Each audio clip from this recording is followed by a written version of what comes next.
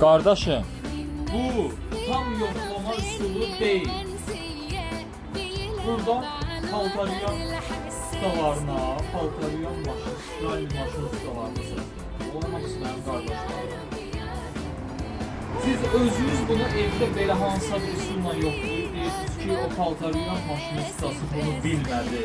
Problem burada deyil, sən deyil.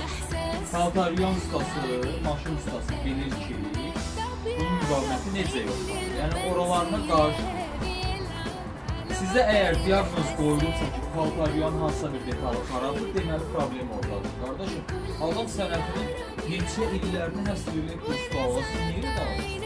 Ev üyeləri yazırlar ki, paltaryan ustası gəldi belə yoxladı, dedi ki, bundan deyil, başqa şeydir.